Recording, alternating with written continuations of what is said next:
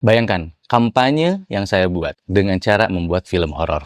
Karena bagaimanapun harus sadar, yang tua-tua itu udah selesai harusnya. Tapi kalau gue jadi pejabat publik, tanda tangan yang sama akan jadi hal yang lebih manfaatnya lebih banyak. Oke, Karena sip. bab dunia udah beres kayaknya. Tuhan udah maha baik ngasih ke gue yang bahkan gue nggak minta. Umur 26 tahun udah jadi ketua partai. Kerap terjadi. Nggak ada cawagup sekeren saya.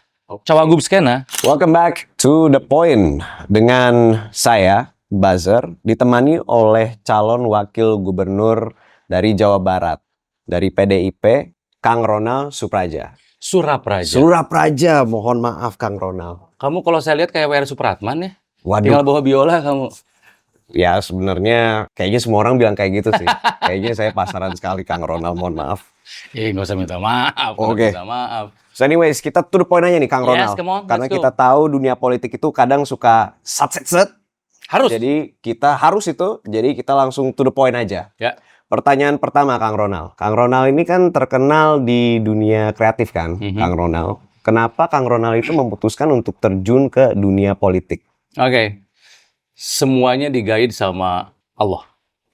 Ya, selama ini gue tuh masuk ke dunia industri kreatif sebagai penyiar radio awalnya tahun 2000. Jadi sekarang 2024, 24 tahun gue berkarir di dunia industri kreatif. Ada radio, ada TV, punya YouTube channel, punya beberapa perusahaan dan lain sebagainya. Kenapa masuk politik? Karena gue mau menebarkan manfaat gue lebih banyak lagi. Gue pengen punya manfaat buat orang yang lebih banyak, dengan manfaat yang lebih banyak, dengan bidang yang gue kuasai. Gitu loh. Karena kalau kemarin misalnya kita kerja, gue mau syuting, gue mau MC, gue mau jadi apapun, gue punya tanda tangan di kontrak, tanda tangan kontrak, habis kerja, ditransfer duitnya, yang terima manfaat, anak, istri, keluarga. Salah nggak? Nggak, itu bagus. Bagus. Tapi kalau gue jadi pejabat publik, tanda tangan yang sama akan jadi hal yang lebih, manfaatnya lebih banyak. Tanda tangan yang sama bisa jadi 1000 beasiswa, contohnya. Bisa jadi 1000 sekolah, bisa jadi 1000 puskesmas, 1000 rumah sakit, dan sebagainya. Ngerti kan? Iya, paham. Tanda tangan yang sama, powernya lebih besar, penerima manfaat lebih banyak, manfaatnya lebih besar. Gitu. Motivasi Kang Ronald ini berarti pelayanan ke publik ya? Oke, Karena sip. bab dunia udah beres kayaknya. Kenapa? Bab duniawi, Iya, Tuhan udah maha baik ngasih ke gue yang bahkan gue nggak minta. iya. Kayaknya pola aja dengan kebanyakan orang yang masuk politik di Indonesia kayak gitu sih. Setelah mereka bisa membantu diri sendiri, terus udah gitu bisa membantu keluarga, ujung-ujungnya masuk politik. Ya. To the next question. Jadi pengalaman Kang Ronald ini yang bisa dibawa dari dunia kreatif kepada dunia politik itu seperti apa sih? Zaman berubah, waktu berganti, banyak orang-orang politik yang masih punya paradigma yang lama. Iya.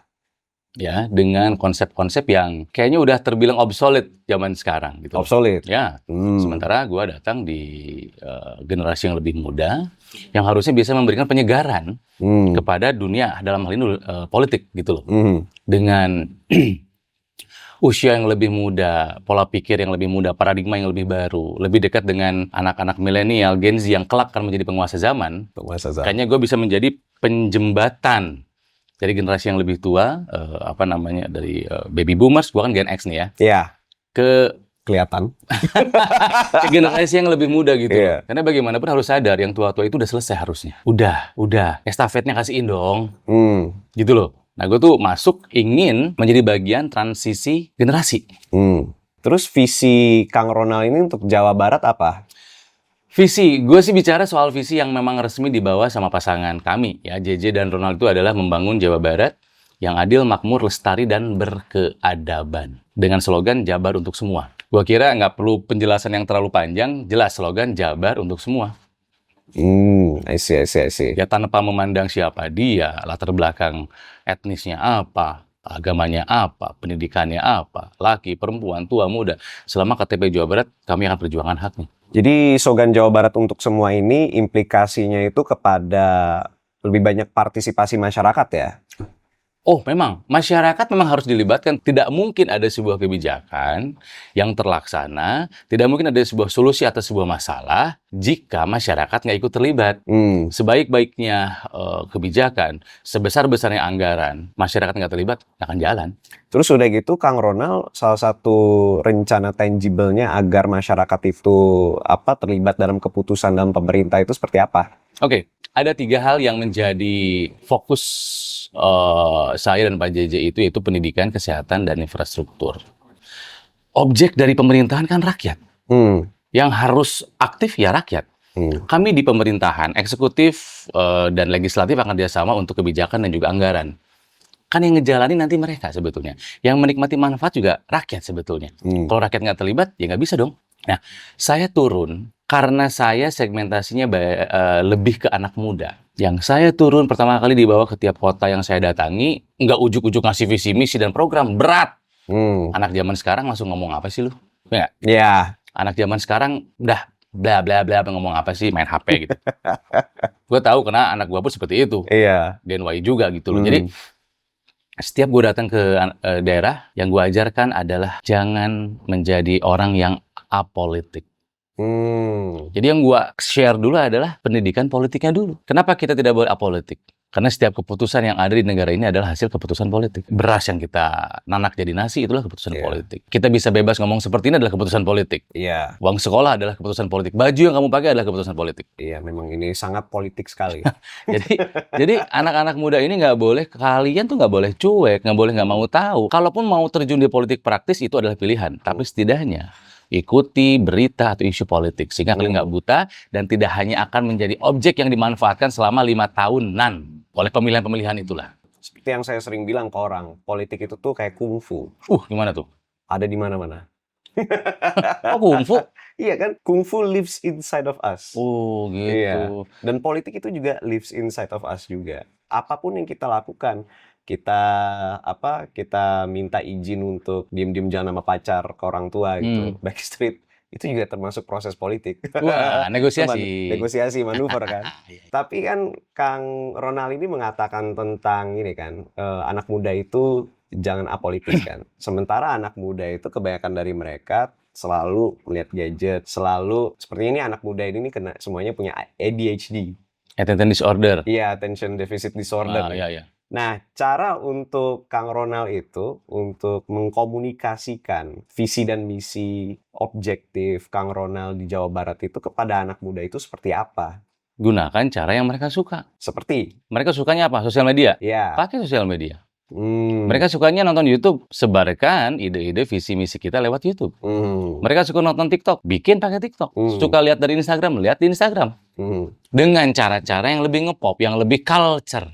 Makanya ini dalam 1 bulan terakhir kami kampanye sebelum nanti pencoblosan, sebulan pertama, leg pertama kami kampanye memang turun ke lapangan. Harus itu mau nggak mau. Bayangkan 27 kota kabupaten sudah saya datangi. Untuk ketemu dengan warga. Itu adalah sebuah jenis bentuk kampanye konvensional. Ketemu dengan warga. Efektif? Efektif. Tapi sekali lagi saya bilang, zaman berubah, waktu berganti. Leg kedua kampanye, sampai menjelang hari pencoblosan, yang saya lakukan adalah serangan udara. Serangan udara? Air strike? Ya, air strike. Banget, kan? Dengan arti membuat konten-konten yang bagus, konten-konten yang menarik bukan hanya untuk disaksikan, tapi juga untuk di-share. Ada 3 konsep yang kami buat. Kamu dulu ingat saya di acara apa? Extravaganza. Itu adalah sebuah program komedi yang temanya sketch komedi kan? Sketsa komedi. Saya udah buat beberapa episode, udah tayang. Namanya Sketsasional. Sketsasional. Nasional. Sketsasional. Oh, sensasional. Ya, plesetan dari situ juga, tapi sketsasional.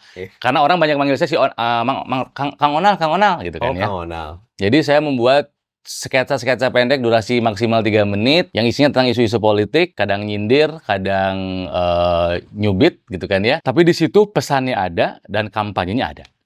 Dengan cara yang elegan dan ada selalu twist komedinya. Itu yang pertama, sketsa pendek. Yang kedua, saya akan syuting 2 hari lagi. Bayangkan, kampanye yang saya buat dengan cara membuat film horor. Film horor pendek. Ceritanya tentang? Ceritanya tentang, ada jaketnya nggak? Tolong ambilin jaketnya dong di mobil. Oke. Tim saya ini anak-anak muda semua. Kreatif. Dan mereka bisa menangkap apa yang ada di kepala saya. Kami membuat film horor yang penuh dengan jump scare, jeng jeng gitu kan ya. Satu episodenya cuma 1 menit, 1 menit setengah. Tapi untuk full judulnya bisa 5 episode. Yang isinya adalah menyampaikan visi misi program dengan film horor. Lu bayangin aja ada orang kesurupan, tapi kesurupannya gini. Aku dipecat dari perusahaanku. Karena aku tidak mampu memenuhi standar Ada nggak kurang kesurupan gitu? Nggak ada dong. Kayaknya orang stres sih. Nah, saya kasih teasernya aja. Judulnya adalah Pengabdi Rakyat. Pengabdi Rakyat sampai titik darah penghabisan. Aduh. Just info aja, film Iya. Pengabdi Setan. Yang pertama, kantor kami mendapatkan Piala Citra sebagai scoringnya. Iya, serius. Ya, Oh, Kang Ronald juga ikut terlibat. ya saya kan yang punya kantornya. I see. Jadi saya sebetulnya insan film tapi nggak pernah banyak ngomong karena punya perusahaan yang bikin scoring film. Ya bisa dibilang 30-40% film Indonesia yang bikin kantor gue. Kang Ronald Scoring sebagai film. produser. Owner. Saya tidak pernah mengambil kredit kepada kerjaan anak-anak, tapi hanya yang punya aja. I see. Ini nih contoh-contoh future mastermind Indonesia nih. Gitu ya, jadi Iya. ada film horor. Iya. Kita akan mulai syuting 2 hari lagi ke depan. Itu dibantu full support sama teman-teman dari BMI, Banteng Muda Indonesia. Oh. Saya partai PDI Perjuangan, tapi anak-anak muda semua. Nah, yang satunya lagi, saya lagi menyiapkan sebuah proyek agak dibilang ambisius, mudah-mudahan kekejar, Amin. musical. Musical. Jadi, kamu kebayang film La La Land kan? Kebayang La La Land, Broadway, Ya, ya. The Greatest Showman. Iya, Greatest Showman. Tapi bayangkan lirik lagunya, kostumnya, pesannya tentang program-program kami. Jadi saya mau bikin 2 nih kalau misalnya jadi, tapi ya 1 pun udah cukup sebetulnya mudah-mudahan ya. Istilahnya apa ya? Around West Java into month. Around West Java nge-tour tuh. Ya, kan saya keliling Jawa Barat kan. Iya, lapangan terus nih Kang Ronald. Jadi misalnya di Cimahi ada apa, Bandung ada apa, Garut ada apa, Tasik ada apa, Majalengka ada apa. Bisa budayanya, bisa alamnya, bisa icon landmarknya, bisa apapun. I see. Dan itu semua dikemas dalam bentuk musical, which is melibatkan singing, dancing, and acting. It's gonna be a colossal. Terus udah gitu gimana? Nyanyinya dalam bahasa Sunda? Nggak usah, Kak. Nggak usah dalam bahasa Sunda. Mungkin ada elemen Sunda dari kostum atau dari musik paling. Dari musiknya? Ya. I see. Nah, itu yang lagi dipersiapkan karena tingkat kesulitannya lumayan. Pasti sih, karena dari daya produksi, penulisan, eksekusi, Tapi itu malah logistik. menantang jiwa kreatif saya. Sekali lagi kan, cara orang berkampanye udah beda sekarang. Iya. Gak berarti yang dulu udah nggak baik, ya boleh, cara-cara konvensional boleh. Cuman cara-cara baru harus ditempuh gitu. Apalagi jika tujuannya menggrab anak muda. Jadi Kang Ronald ini kalau misalkan kampanye itu memang terpacu ya jiwa kreatifnya ya? Oh ya? Iya, karena emang zaman sekarang itu karena kampanye serba segala macem, kita harus berkompetisi lebih keras lagi Kang Ronald. Lebih kreatif juga. Heeh. Lebih kreatif juga harus. Karena ya, kita kan akan punya bonus demografi 54% anak muda di Jawa Barat. Betul itu. Kalau merekanya tidak dilibatkan dalam kontestasi politik, udah akhirnya mereka menjadi orang yang apatis saja terus. Setuju. Hanya bisa mengeluh, hanya bisa menuntut, hanya bisa marah-marah, tapi tidak pernah mau menjadi bagian dari solusi itu sendiri. Padahal objeknya mereka, kadang masalahnya pun dari mereka. Kalau mau menyelesaikan masalah, ya udah terlibat dalam penyelesaian masalah gitu loh. Nih, kami yang lebih duluan lahir. Kalau misalnya melihat pasangan saya, Pak JJ, kan bapak-bapak. Ya. Kalau misalnya merasa, aduh gua nggak nyambung nih sama orang itu orang tua. Nih kakak lo, usia kita nggak jauh beda. Dan saya mengerti kok dunia anak muda. Karena saya masih terlibat di dalamnya. Saya produser musik juga. Saya punya label rekaman juga. Anak saya pun Gen Y. Kang Ronald juga jatuhnya masih muda juga. Nggak ada cawagub sekeren saya. Oke. Cawagub skena. Siap. Pakai baju Skena YouTube. sekali nih. Kenapa saya pakai baju YouTube? Karena selain band favorit saya juga ada angka 2-nya. Tapi kayaknya ini Kang Ronald ini nih emang Gen X banget sih kelihatan dari sini sih. Kalau misalkan saya ini dari generasi Kang Ronald cuman ngefansnya sama David Bowie doang. Anak muda suka David Bowie. Boleh ngobrol nih kita nih. David Bowie. Live on Mars ya. Itu salah satu dewanya saya soal musik Bowie. David Bowie. Bowie, jadi dikit ya. Nggak apa-apa. Ada YouTube, My Number One Band, Bruce Springsteen, Prince, Bowie, sama The Cure. Iya. Hanya mengerucut ke sana sebetulnya. Lebarannya Beatles pasti ada, Pink Floyd, Pearl Jam, dan lain sebagainya. Saya harus menyampaikan loh kepada Kang Ronald. Sebenarnya anak-anak muda tuh suka juga dengan musik-musik Terima Gen X. kasih. Tapi masalahnya kita itu tuh belum bisa nge-grab seninya tuh di mana. Gitu. Oke. Karena musik zaman dulu itu kan musik zaman dulu itu kan lebih banyak rasa rebellionnya ya. Iya. Kalau misalkan sekarang tuh bukan didasari oleh rasa rebellion terhadap establishment. Kalau sekarang lebih kepada ya a sense of hedonisme dan materialisme. Tapi itu intermezzo, Kang Ronald.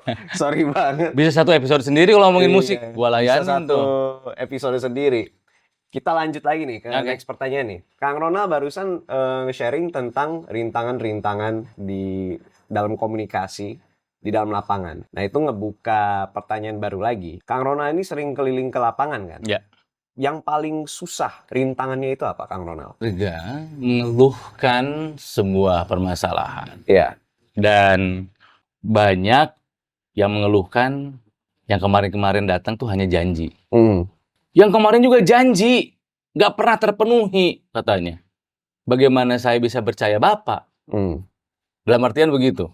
Karena faktanya memang seperti itu. Kasihan rakyat itu hanya dikasih janji doang. Iya. Gitu kan. Jadi yang pertama, ada ketidakpercayaan terhadap orang yang datang dengan 1000 juta obral janji. Sehingga pola komunikasinya saya rubah. Pak, Bu, saya nggak banyak ngasih janji. Saya mau menjadi seorang pemimpin kelak yang lebih banyak mendengar daripada berbicara. Jadi setiap saya datang ke daerah, Pak, Bu, saya ngomong cuma sebentar. Silakan Bapak Ibu yang ngobrol. Kasih tahu saya ada apa. Kan senangnya pemerintah begini kan. Harus gini, harus gitu, harus gitu. Apakah itu yang dibutuhkan oleh rakyat? Belum tentu. Makanya pola komunikasi saya rubah. Saya mau jadi pendengar yang baik. Karena setiap masukan dari masyarakat akan kami tampung setiap minggu, kami klaster-klaster masalahnya. Karena egois sekali seorang pejabat ngobrol di sebuah daerah, menyamaratakan masalah tiap daerah itu sama. Beda. Masalah Bandung dengan masalah Garut Selatan beda. Jangan disamain dong. Di Bandung, kita ngomongin soal internet. Kurang kenceng nih. Di Garut Selatan, ngomongin internet. Pak, makan juga belum hari ini. Can you see the difference? I see the difference. Makanya saya malah lebih senang datang. Ayo, kasih tahu saya ada masalah apa. Jadi tantangannya itu yang pertama adalah kebanyakan dari mereka tidak percaya. Yang kedua, mereka tuh ingin solusi yang instan. Karena kebanyakan makan Indomie juga kayaknya. Kayak tadi malam saya ke daerah Purwakarta. Ada aspirasi dari warga, tolong jembatan Cisomang penghubung Kabupaten Bandung Barat dan Kabupaten Purwakarta dibagusin dan di hotmix. Kalau Bapak bisa menyelesaikan hari ini, saya akan coblos. Mungkin disangkanya saya keturunan Sangkuriang. Tidak ada sesuatu yang instan menyelesaikan masalah. Kalau misalnya ada seorang calon pejabat, calon pemimpin bilang dia bisa menyelesaikan masalah dalam waktu yang cepat, mudah-mudahan memang bisa. Tapi kebanyakan it's just lip service, man. Tanggung jawabnya kalau misalkan jadi calon wakil gubernur juga lumayan berat juga ya. Ya kan stepnya kan dari identifikasi masalah, pengkajian, bagaimana ini mau diselesaikan. Kita bicara peraturannya seperti apa, ngomongin budget sama DPRD. It will take some time, tapi karena saya sampai hari ini tetap memposisikan saya dari kacamata rakyat. Saya nggak suka lama-lama nih, nggak diberesin. Kita percepat nanti prosesnya. I see. Jadi itu ya rintangannya ya. Dan itu juga plannya. Nah, Kang Ronald, kita lanjutnya ke pertanyaan berikutnya ya. Ada dorongan nggak dari orang-orang lain atau siapa sih yang mendorong Kang Ronald atau mensupport Kang Ronald untuk terjun ke dunia politik? Itu lebih ke dorongan dari saya pribadi sebetulnya. Dari pribadi ya? Dari saya pribadi, keinginan, dan semua sudah dituntun, digerakkan sama Allah. Kamu ngobrol dengan saya yang sekarang sama saya yang 10-15 tahun yang lalu akan berbeda jawabannya. Kalau dulu saya selalu merasa saya yang bisa, saya mampu, ini keinginan saya. Kalau sekarang bukan jawabannya. Ini bukan keinginan saya, ini keinginan Allah. Dia yang menggerakkan saya masuk politik. Dia yang mengangkat saya sampai di level sekarang calon wakil gubernur. Bukan gara-gara saya, tapi dia yang ingin.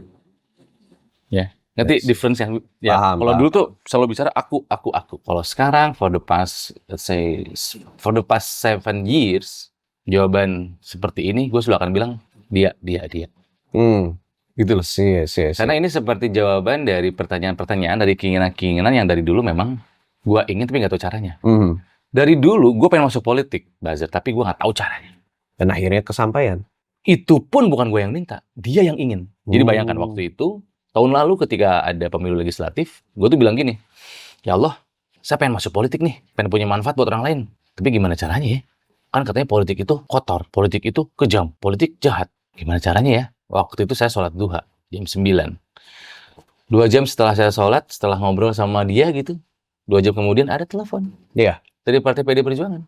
Saya bilang, wow, apakah ini sebuah pertanda? Saya menjawab telepon itu tepat di ruangan kita syuting ini. Di ruangan Itu jam 2 malam mereka nelpon. siang. Siang. Jam 9 pagi saya sholat duha, jam 11 malam saya mendapat ajakan untuk meeting. Yang intinya adalah mengajak saya bergabung di Partai PD Perjuangan. Saya kira, wah ini mungkin pertanda dari Tuhan, dari Allah. Udah saya ikuti jalurnya.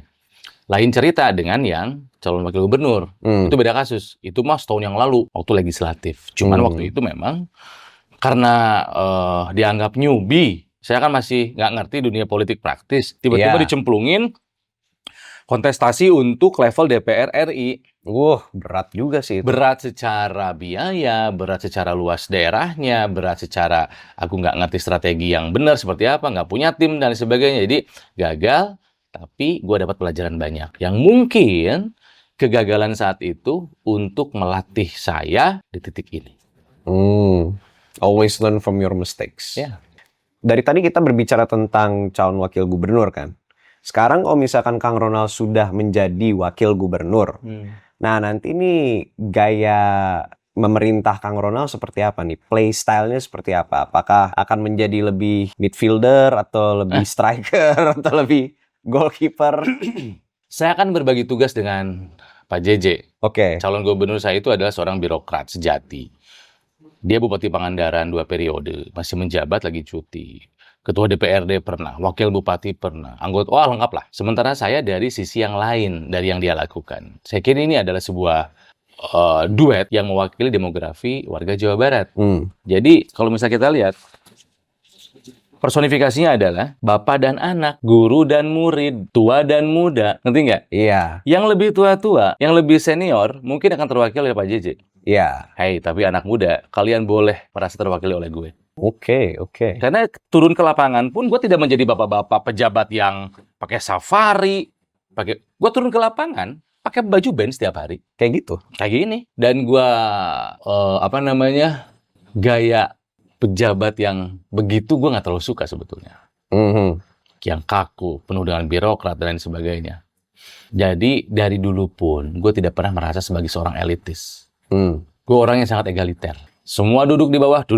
Semua makan di kulit pisang, makan di situ bareng. Dan gue tidak pernah merasa gue sebagai bagian dari, gini ya, keuntungan gue itu adalah ke atas kenal, ke bawah diterima. Mau gaul sampai level presiden juga, saya MC Istana Negara. Tapi nongkrong di pinggir jalan, naik angkot, nggak masalah. Di warkop, pinggir kali. Gayanya akan tetap seperti itu. Dan mungkin karena saya masih lebih muda, biarkanlah acara-acara seremonial di gedung, bapak aja yang turun ke lapangan ngontrol gue. Gitu loh. Iya. Karena berkeliling 27 kota kabupaten selama 2 bulan ini membuat gue punya banyak teman baru, sahabat baru, yang kelak bisa gue libatkan sebagai pengawas pembangunan yang lebih fair melihat kacamatanya. Bukan bagian dari struktur pemerintahan. If you know what I mean. I know what you mean. Karena sometimes struktur pemerintahan laporannya bagus-bagus doang. Iya. Di Kang Ronald ini bakal mainnya marhain sekali nih ya. Marhain sekali. Masa sih? Iya. Saya baru 2 hari yang lalu ziarah. Kemana? Ke makamnya Marhain, Pak Marhain. Oh iya. Terus gimana pengalaman di sana? Saya kemarin pas tanggal 28 Oktober di Bandung keliling titik-titik di mana Bung Karno pernah menorehkan sejarah. Pertama saya awali di rumahnya Ibu Inggit Garnasi. Tempat beliau tinggal, menikah sebelum dibuang ke ND. Dari situ saya pindah ke makamnya Pak Marhain. Dari situ kami pindah ke penjara Bancai, tempat Bung Karno di penjara. Setelah itu kami ke gedung Lanrad, Gedung Indonesia Menggugat, tempat Bung Karno membacakan pledoi, pidato pembelaan di depan anggota Volkskrad. Volkskrad ya. Dan apa ya? Saya kehabisan kata kalau buat si Bung Besar tuh ya. Pemuda umur 26 tahun udah jadi ketua partai. Ya, kerap terjadi. Kerap terjadi dengan beda kualitas tapi Iya. Gila loh. Umur 26 tahun Bung Karno sudah menjadi ketua partai PNI. Iya. Umur 44 udah jadi proklamator. Umur 30-an udah ditakuti Belanda sampai dibuang ke ND, ke Bengkulu dan lain sebagainya. Kalau ditanya figur pemuda terkeren, dengan bangga gue bilang Bung Karno. Umur 44 tahun udah jadi proklamator. Damn. Udah di penjara, udah diapain. Jauh kita. Jauh sekali itu. Indonesia harus dalam masa penjajahan lagi kalau misalkan kita Aduh, kesempatan kayak gitu. Aduh, jangan dong. Udah dijajah nih sebetulnya selama ini juga. Waduh. Nggak sadar aja kita. Anyways, pertanyaan terakhir buat Kang Ronald. Udahan. Kang Ronald ini, ya sebenarnya sih mau lebih banyak bahas ini, cuman kan Satu episode dong musik. boleh, bisa. Tapi kan biasalah, tidak mau ini menghalangi Kang Ronald dari tugas untuk mengabdi kepada masyarakat. Oke, pertanyaan terakhir Kang Ronald. Kang Ronald punya pesan-pesan apa sih untuk rakyat Jawa Barat yang belum memilih Kang Ronald dan Kang JJ? Kus Plus dulu punya lagu. Tongkat kayu dan batu jadi tanaman. Saking kayanya tanah Indonesia, dalam hal ini Jawa Barat. Tapi yang saya temui adalah kenapa alam yang begitu kaya, rakyatnya masih banyak yang susah. Pasti ada yang salah. Logika sederhana. Iya. Ya, logika sederhana. Tanahnya kaya, dia punya sawah. Alat produksi dia punya. Dia yang ngerjain. Iya. Kenapa susah? Pasti ada yang salah. Yang salah, nggak usah nunjuk orang lah, kita tahu lah. Macam-macam sistemnya dan lain sebagainya. Saya selalu merasa sampai kapanpun akan menjadi bagian dari rakyat. Saya masuk ke politik dengan niat menjadikan langkah politik ini sebagai ladang ibadah, nyari pahala kebaikan, bekal sebelum saya nanti pulang. Perjuangan akan berat, tidak mungkin perjuangan ini bisa tercapai kalau tidak ada bantuan dari rakyat. Di kontestasi Pilkada Jawa Barat, Partai PDI Perjuangan tidak punya teman koalisi. Sendiri? Sendiri dong. Apakah itu membuat kami takut? Tidak. Karena kami lebih memilih berkoalisi dengan rakyat. Koalisi dengan rakyat akan jauh lebih kuat dibandingkan dengan koalisi dengan partai manapun. Slogan bagus tuh, berkoalisi dengan rakyat, ntar minjem ya. Ya udah. Ya, jadi buat warga Jawa Barat yang mungkin belum berjumpa dengan saya atau Pak JJ, mohon maaf karena nggak mungkin semuanya kami datangi dalam waktu yang begitu singkat. Insya Allah kita akan nyambung secara rasa, ya, secara pemikiran bahwa ada dua orang warga Jawa Barat, temannya JJ Wiradinata dan Ronald Surapraja, dua orang yang dengan ikhlas mewakafkan tenaga waktu pikiran untuk Jawa Barat, tanah kelahiran kami. Bismillah. Oke, thank you Kang Ronald sudah menyampaikan aspirasinya untuk Jawa Barat dan kepada rakyat-rakyat Jawa Barat yang akan menonton video ini. Dan kita akan ketemu lagi, kamu wawancara saya lagi. Iya. Nanti di Gedung Sate. Siap. Amin. Amin. Nanti saya datang ke Gedung Sate. Terus udah gitu ntar Kang Ronald jajanin sate dong. Sate yang di atas gedung ambil tuh. Rumah mahal banget itu udah kayak Monas. Anyways, thank you Kang Ronald and thank you sudah tune in kepada To The Point with Buzzer.